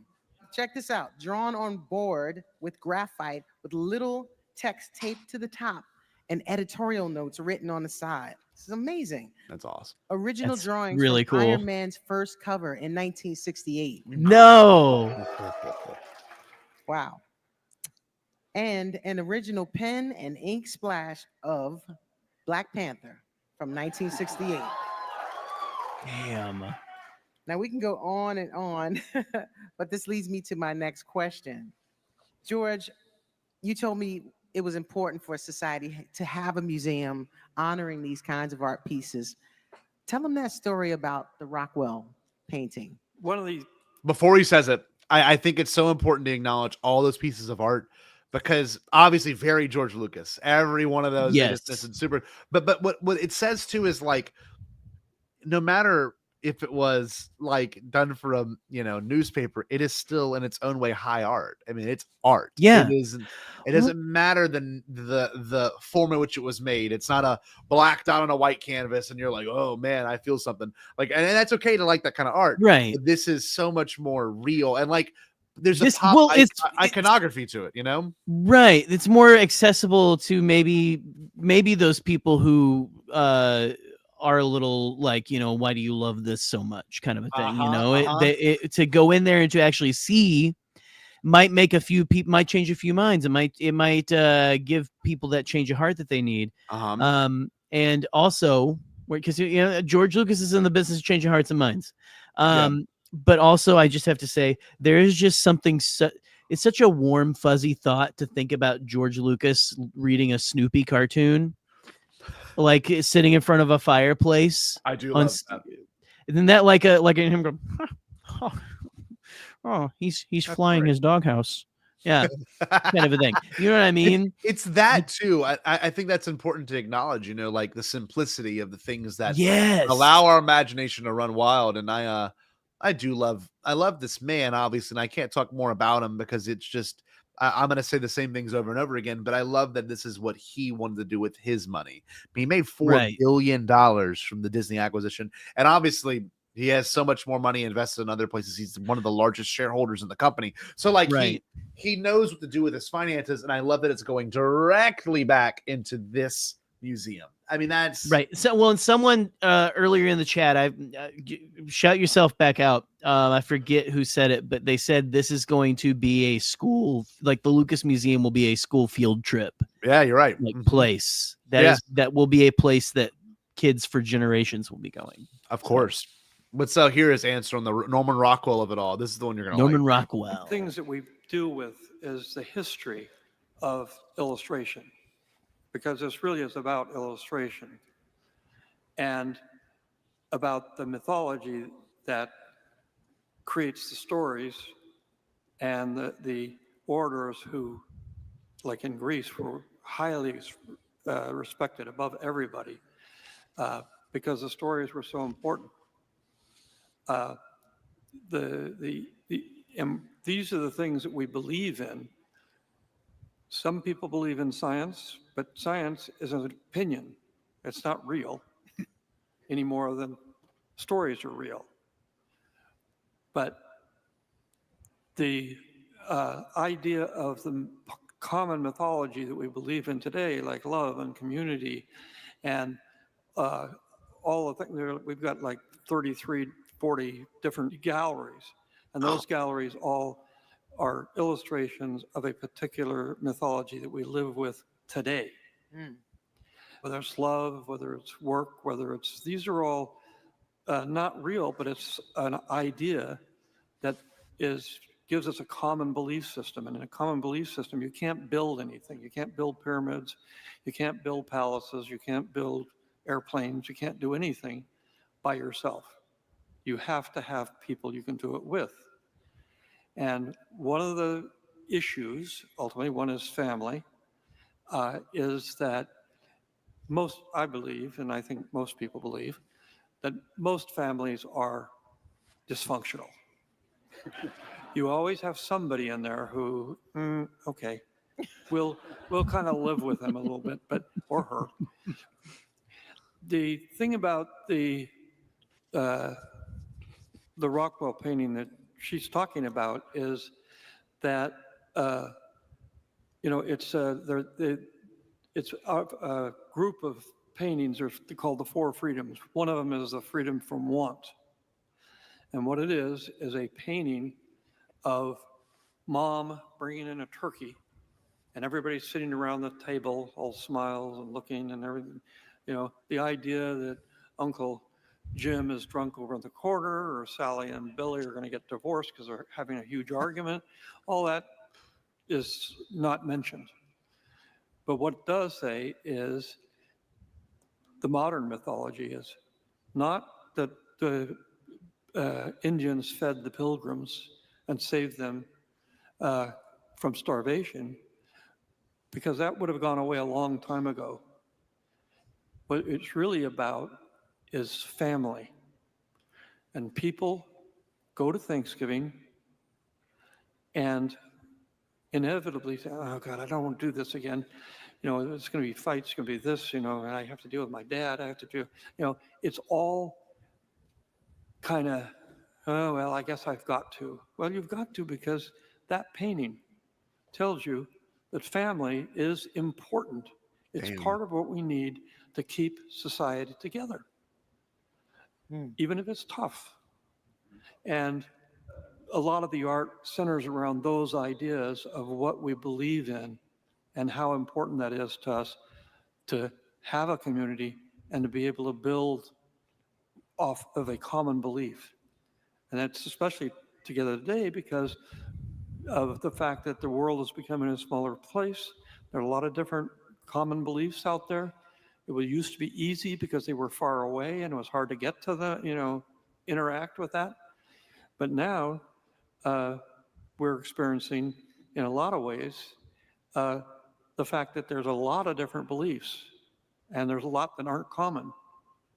And the society cannot exist without a common belief system. And that's where illustration is vital, to show you what that means in everyday life. So much nuance, man. Fuck. Jesus. Yeah. It's so good. It's like, oh God, I could speak to this for hours. It's just the idea that, like, sure, we might not believe in the same thing, but we do ultimately believe in the same thing.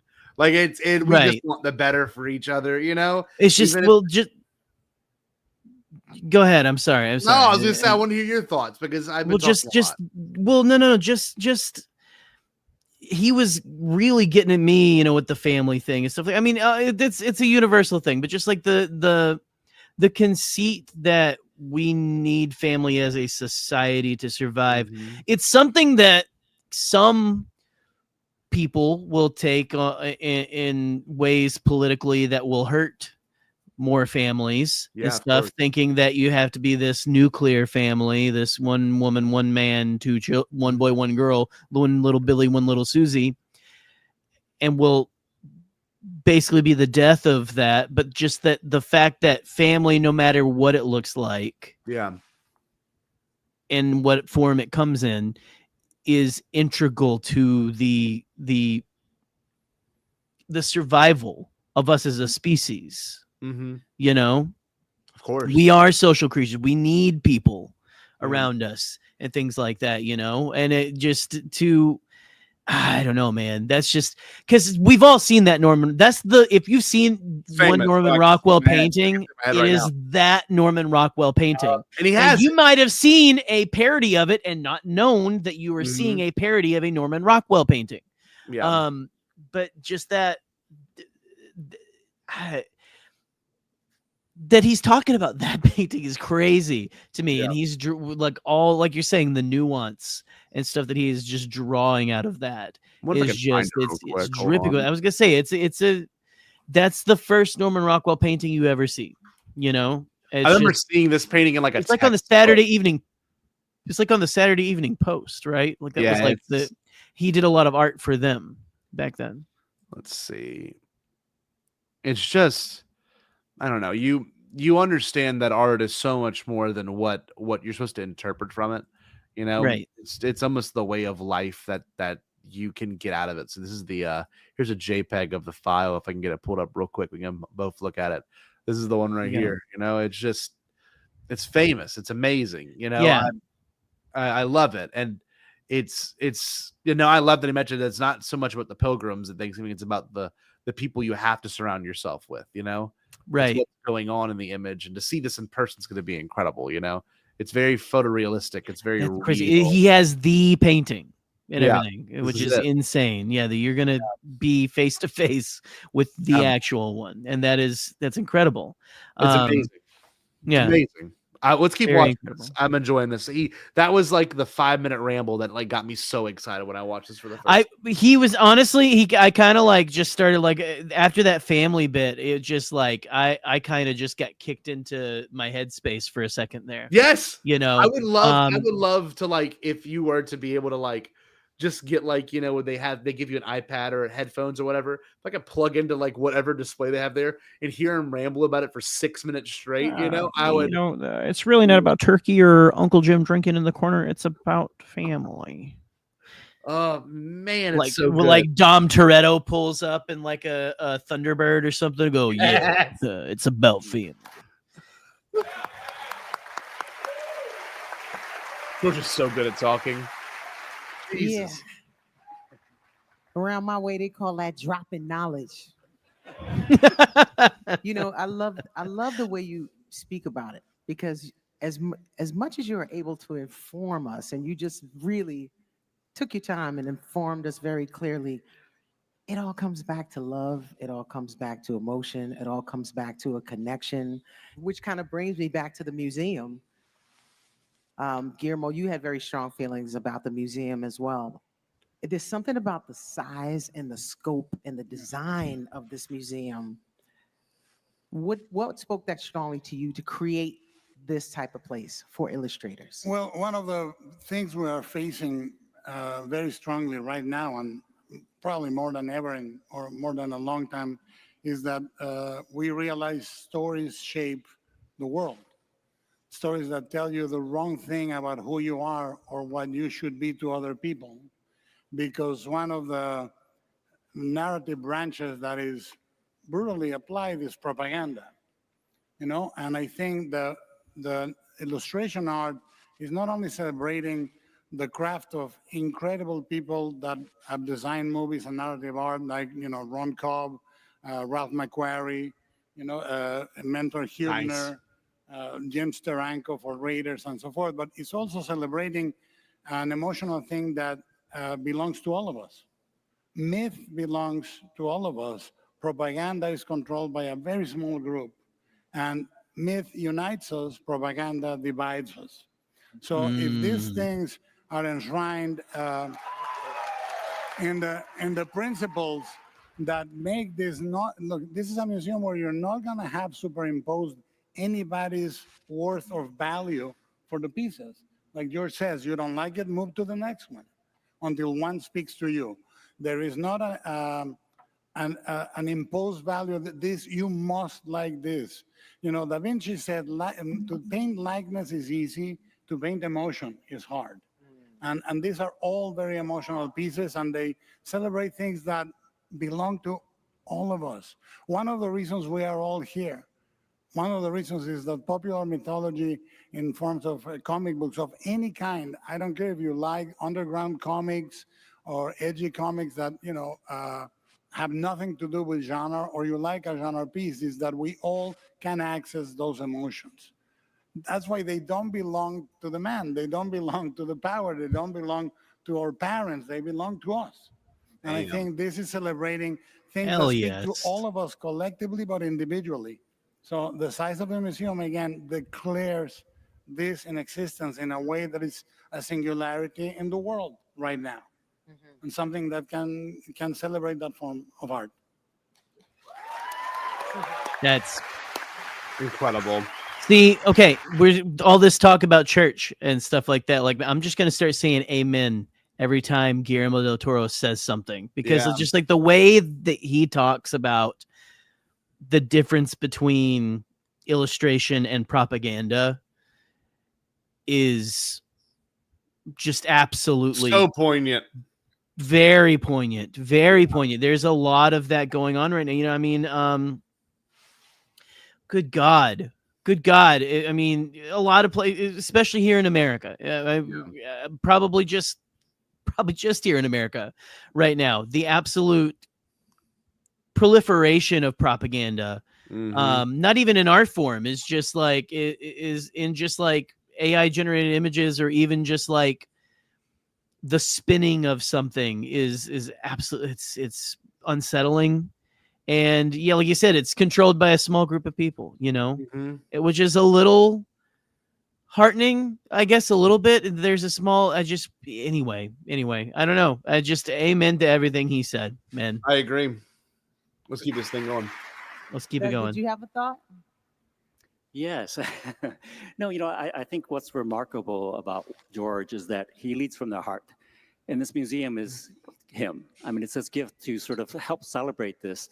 And what I really enjoy about it, honestly, is that, you know, narrative art is a way to educate kids and to sort of like validate and say it's okay to, you know, draw your fantasy, draw things from your mind, embrace comic books. It shouldn't be looked down upon. And what's fantastic is that I think the museum, my hope is that it will inspire, you know, the next Norman Rockwell or Frank Frazetta. Yeah.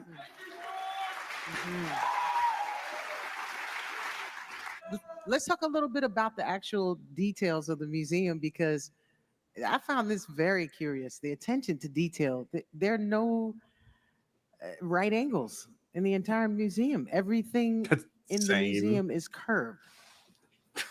Tell me a little bit about that. The only place I can think of is Electric Lady Studios in New York, where Hendrix had his studio that he custom built. It is the same exact principle. There's no corners, No angles. all That's crazy. curved. Yeah, that's part of the build of that studio. Imagine what the fucking bathrooms look like. I mean, come on, you know. Behind that, Yankson might have had, or did you? Well, when I started out, I wanted to be an architect, and then I realized that it actually involves a lot of math. And then I decided it wasn't such a good idea. We're so Then alike. I went to building cars and racing cars, and almost got killed. Decided that probably wasn't a good idea either. But then I went, and I didn't do that well in high school. So I decided, well, you know, as I was in the hospital and recuperating from a car accident, I said, well, maybe I'll just go to junior college. And Hi, Bloom. Because this was during the Vietnam up, War, Bloom? and there was a certain advantage to going to the. I'm gonna go take a college. shower after this. I'm tired. I thought you were about to say you're about to take a so shower I, right now, like just for the rest of the went to time. college, and I like social science. It was always very important to me, and so I decided I'd just take a lot of social science classes because it really was something I was interested in, and I got really hooked on anthropology, and fell under the sway of The store in the mall. he was actually more of an English teacher, but at the same time, he was really a mythologist and somebody who really understood mythology, which I really was extremely interested in, and which really comes from a time when I was, I don't know, about 5 or 6 years old, and my mom would put me to bed, and I asked her a question, and I said, Mom, if there's only one God, why are there so many different religions? And she really couldn't answer that. But I've spent the rest of my life trying to answer that, and I come to the conclusion that I believe in God, but I have no idea what God is. And I don't think anybody does, because that's the thing where a very, very human nature is that when you're born, the baseline is fear. And as you go through life, you're curious about things, but you're especially curious about things you don't understand, and therefore that's a threat to you. And as a result, you make up stories to make it feel good. Well, you know, it goes dark periodically. Why does it? What happens if the sun does? I mean, if it doesn't get day, it's just night. Back in the Greek times, they said, well, it's, you know, you got Apollo, he's a god, and he has a chariot that's on fire, and then when it goes over, flies over, it's all daytime. Yeah. At night, it's dark. Oh, I feel better now. Damn. It's true. It's stories that make you feel connected to other people, but it also gets rid of some of the problems that you have about the fact that you have to know everything. It's And of rationalizing. course, one of the real problems Yeah. we have is humans think they know everything, even though they don't know anything. Damn. Very, you know, if you take the universe, we know so little about what's going on. We're like ants, you know. Oh my God, this is from my book. No knowledge Yes. whatsoever. We just think I'm we not do. kidding. You and George? That's one thing that Oh shit. this kind of art will celebrate in a way, because we have science fiction. Science fiction is a myth. We have made it real. Hold on. There's a quote that I used from the beginning of the book. That it's literally that. Let's see. It is right here. Yes, Noah. When I This is his script. Yeah. This is from my script. Scholars who study myth and religion have found the same sensibility throughout history. Life cannot be explained. It simply exists. There is no why or we are. Life is beyond reason. One might think of life as a large organism, to us as small symbiotic parts. On a spiritual level, we may be connected in ways that transcend life and death. I believe we share a collective life force that connects people, animals, plants, and even the universe itself. We can't understand it with words, but I believe it. We know it exists, even if it's beyond conscious thoughts. Where's the ant comment? Let's see. But yeah, no, the fact that he brought up ants in this is incredible. Let's see. Oh, here we go. Crazy. This is the kind of experience that multi-person believes. My conclusions since have come from observing life. I've learned anything. It's that these questions are noble for us as they would be for a tree or an ant. It's just that's the whole meaning of this. And yes, Yeah. I would love to do that. I'm going to send it to the museum. Like, all right, put this on display, bitch. But no, I mean, he brings Here, up this a is good narrative point. art. He Yeah. brings up yeah. a really good point here. You know, what we know doesn't matter. You know, you don't know shit from fuck, bro. That's what it is. That's the point. Like it's I don't know you shit think from you know fuck. everything. I mean, I went through a recent life change where I thought I had my whole fucking life figured out, and here I am in a weird situation I never thought I'd be in. And that's just Yeah. the honest to goddamn truth. And I thought I knew it all. I thought I knew what to expect. And I don't. I clearly don't. And that's okay. You have to admit you don't know anything. It's fine. Right. What you Life- do know, what you don't know supports what you do know. That's the whole Right. point. Right. Yeah. Life has a funny way. It's funny because you grow up thinking that well, This life's is no just way. gonna get to a point to where it's just gonna be the same thing and just on the way up and stuff. When in fact life has seasons and it has different like modes and everything, and you can like just be done with the way things have been for a while and move on. And it's just it's crazy. Your life can become chapters. and things like that. In a way, you know, It's so It's a- unfortunate, man. yeah, But it's how it is. It's you have to understand. you have to go with this. it. You have to, yeah, go you with have it. to just roll with it. We got about 4 more minutes of this interview, and I'm excited to see where it wraps up. But God, that was Man. my favorite part the whole entire time. But we've made it real because of science fiction books and art. And so that makes people say, oh, well, we could go to the moon. Yeah. You know? Wow. And once that idea is implanted, then we sort of believe we can do it. But but the real problem is, I say, we think, well, we can go to the moon, we can go anywhere. No, I don't think so. The everything is in elements that are so huge, so fast, so impossible to understand for a human being that you can't depend on what we know, and you can't really, you can be inspired by what we think we know. But in the end, Guillermo, you look like you want to get in there. What are you Me? thinking? Oh, no. I think is the shape of the museum for me. It is flow, and what is beautiful is that George is a collector. I'm a collector, but I know I don't own anything. I'm holding it briefly for the next person that is going to hold it or see it. Because we are not eternal. What we hold and what we cherish is. That art will live longer than any of us. And the flow of the museum is like a Mobius strip. It's telling you that. It's just telling you, look, this is for you. And then you're going to bring the next thing, and it's going to continue. And you can drink from the same fountains of knowledge and image and content and power and myth that George and many, many others have been part of. And that continuum and that generosity is what makes a big difference, that the shape reflects that. And I think it says, look, this belongs to you, carry it with you, and keep moving forward. And that's what this type of art says. It's not, this is where it ends.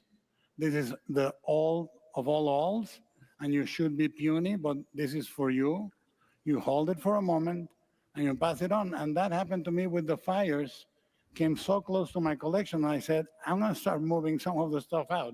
I draw the line at 3 houses full of stuff. I got to be a little more.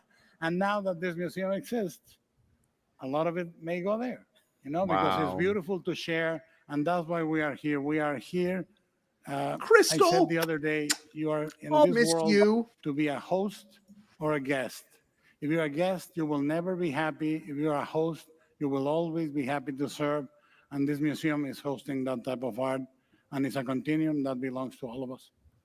Damn, dude. When he said the all of all alls, that broke my brain a little bit in the best way and stuff like that. And I'm not trying to be funny. It's just I it know was you're just like not.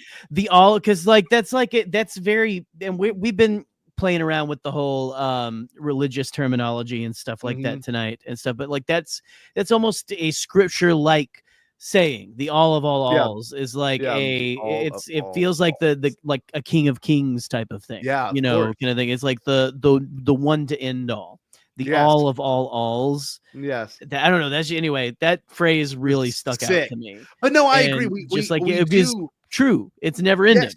No, we do temporarily hold on to the things we love. And, I hope I have a legacy where a kid will look at that, or my future descendant, whoever it is, and go, that meant something to someone. You know what I mean? Like in particular, that Leia image I found on top, like I found it like tumbling through the Orlando parking garage. Like it's not a one of one, but it's a one of 4,000 or 8,000, whatever it is. Right. So it's there's something to that aspect of like, it's temporary. As much as I want to call it mine, it won't be mine forever. None of this will be.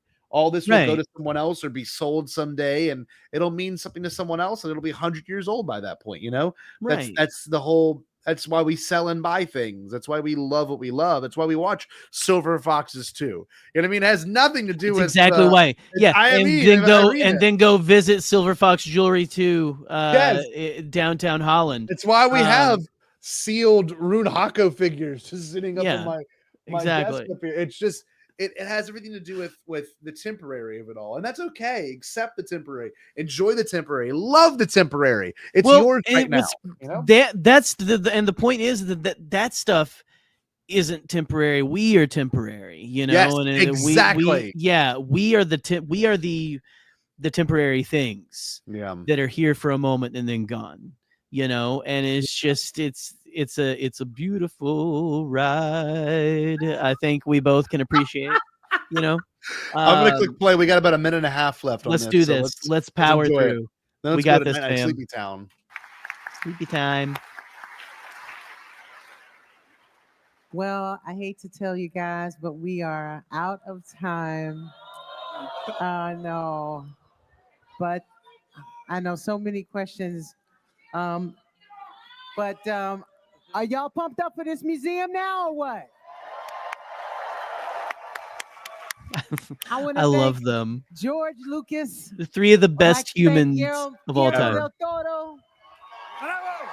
And I want to congratulate Doug for having a museum made just for him, the illustrators, courtesy of the men to his right and George's many, face. many more, including Melody Hobson. So thank you so much for having us today. Good night, Cleveland. Thank you, ladies and gentlemen. Put your hands together one more time. He's waving just like he did in the Rose Parade. And the George Lucas. Classic George wave. Yeah. As little effort as possible. Oh, this is cool. The Cantina theme. But George is like, I hate this piece of shit. Fucking hate that guy. There's a giant lightsaber. There it is. Incredible. You're like, I'm George so glad we Lucas can looked watch at that. me. I'm so glad we got to talk about that this evening. Oh, And yes. yes, you got to watch the full thing, Crystal. It was very. I was gonna say it was very, I guess, methodical in this. But yeah. Listen, I know that we like to go on a little bit about, you know, our dip dops and zoozads and stuff like that. I don't even know what I'm saying anymore.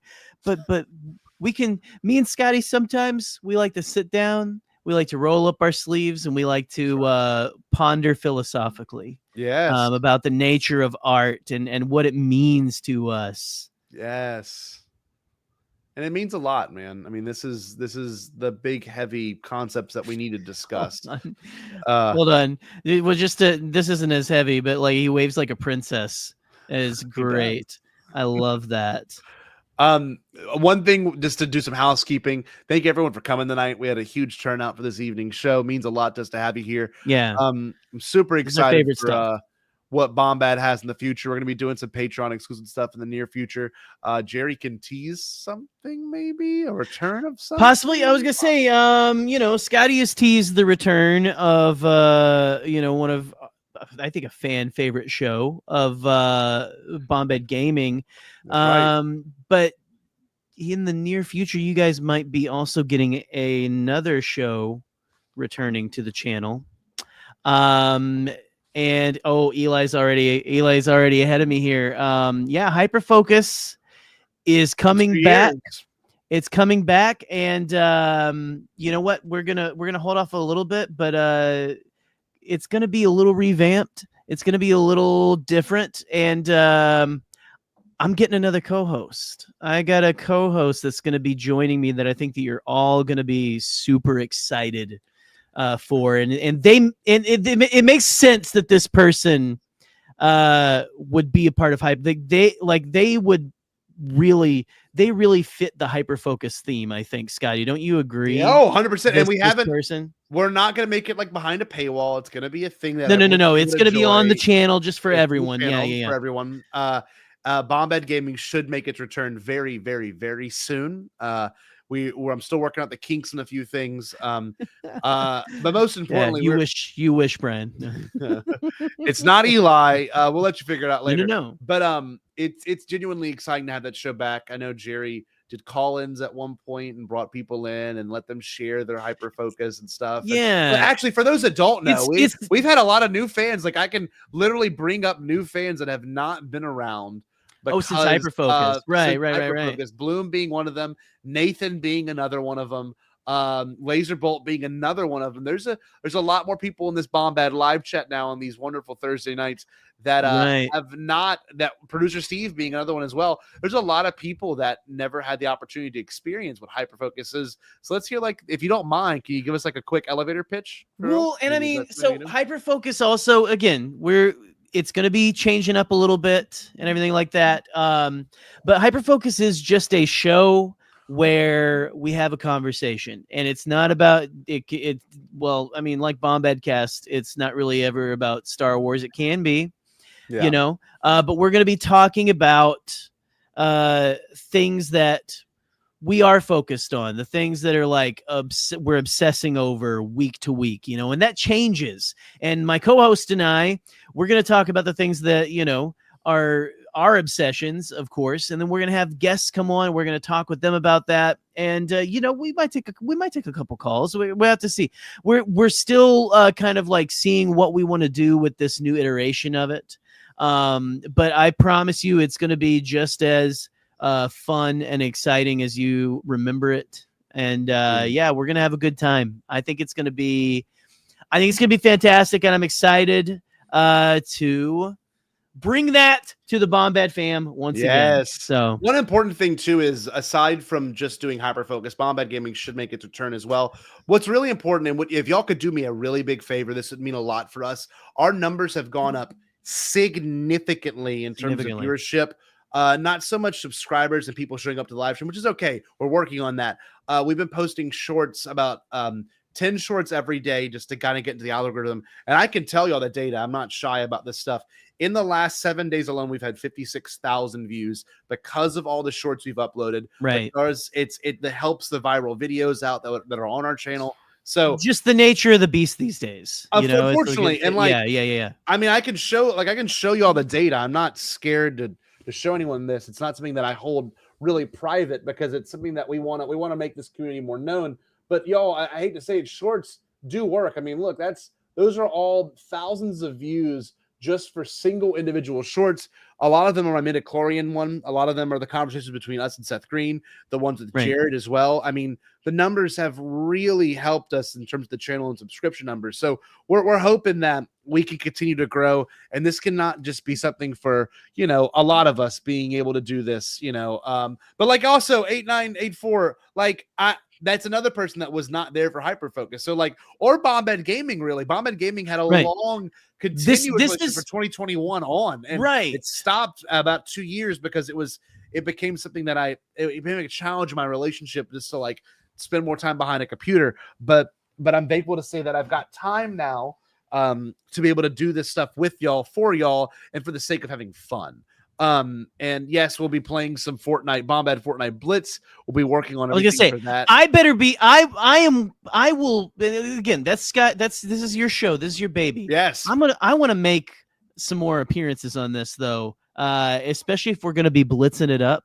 That's right, blitz, bro. You gotta be, I gotta be there when you blitzing it up. Oh, I blitzed. Oh, I'm Boss Ninja blitzed. But like, all I'm asking you to do, if you can, on our TikToks, on our Reels, on Instagram, on our Shorts on YouTube, if you see them, all I'm asking you is just thumbs it up. That's it. Thumb this up. Maybe even share it. Just share it with your friends. Like, share it with your friends. Spread the word. That's, you guys are how you are going to help the channel grow. And again, the more we grow, the more crazy ass content we can give you guys, and we like can that, we can deliver. Stuff. We want to deliver. We want this channel to be more than a Thursday night show. That's all that's all we've ever wanted. And now we're at a time where I can provide more of my time to make that a possibility, and Jerry can provide more of his time to make that a possibility. We want to make sure our Patreon's a legitimate place. We want to do watch-alongs. We just know that this is something that, yes, the Touchlight review, we want to make more music. We want to do shit that makes y'all feel engaged and be a part of this fandom. And the last thing we'll do to wrap this entire thing up, next week, we're talking about, I think with Eric, I got to make sure I locked it in with him, movie theater experiences, all of our truly incredible viewing experiences we've had. And this goes from, you know, maybe when you saw The Force Awakens the first time, because that was not a good experience for me. And I know it wasn't the same for you, but it had nothing to do with, you know, like the movie, but it had everything to do with what was going on around us, right? Right. And another good one though, Jerry and I had a transcendental experience watching Kenobi together, so we'll discuss that aspect of it as well. So like we're gonna look at theatrical experiences hopefully next week. I'm gonna lock that in with Eric, but if not, we'll talk about something fun next week as well. This is more of a heavier episode, and I appreciate everyone sticking around to hang out with us. This is one that I love this, I love this. Well, this brought out the truth in us and stuff like that. This brought out the real human connection and stuff that the reason why you guys stick around to watch us goof off and talk about all this shit. And also we're gonna talk about how funny George is when he moves, because the man is like he's like a human Muppet. It's great. I love him so much. I love you all. I'm happy to have all of you here. Guys. And as always, the motto: stay bombad. Go ahead. Did you say impossible? Pasquale? Only kidding, Chucky. I've changed my tune because I finally thought of a possible dream that we can all share. What is it? Pasquale? It's a dream about a world when nobody is poor or sick or hungry. Oh, now that's a dream we can make come true. I'm gonna make a change for once in my life. It's gonna feel real good, gonna make a difference, gonna make it right. As I point up the collar on my favorite winter coat, this wind is blowing my mind. I see the kids in the street with not enough to eat. Who am I to be blind, pretending not to see their